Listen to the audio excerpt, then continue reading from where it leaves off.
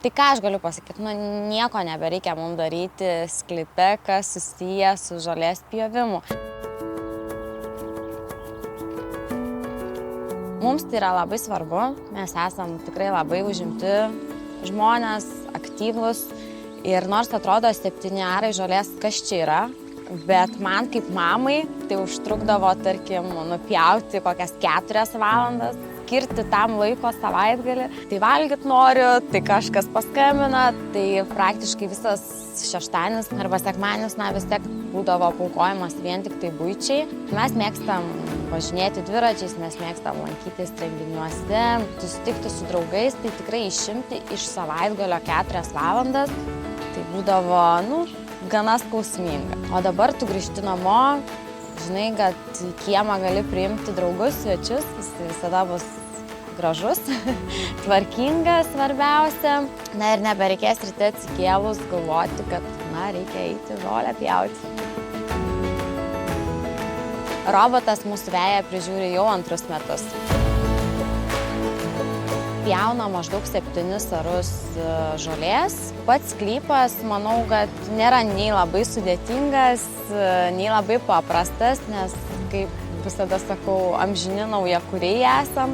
Tai laisvalaikio zoną pasidarom, ar tai medį pasisodinam, tai vis jam kliūčių daugėja. Belaidis robotas buvo mūsų svajonė tam, kad galėtume labai lengvai susitvarkyti su situacija, kai kažkoks naujas objektas atsiranda mūsų sklype.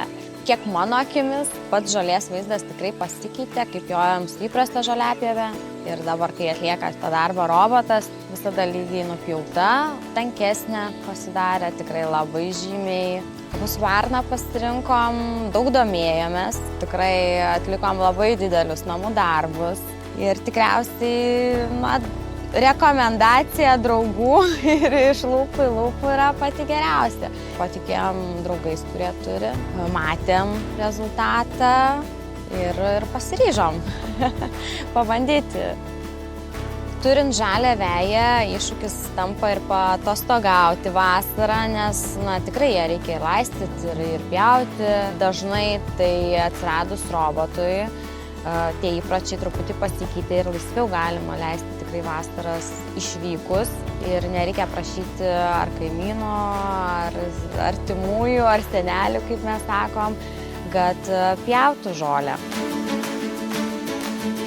Husqvarna 310 nėra prižiūri mūsų veją.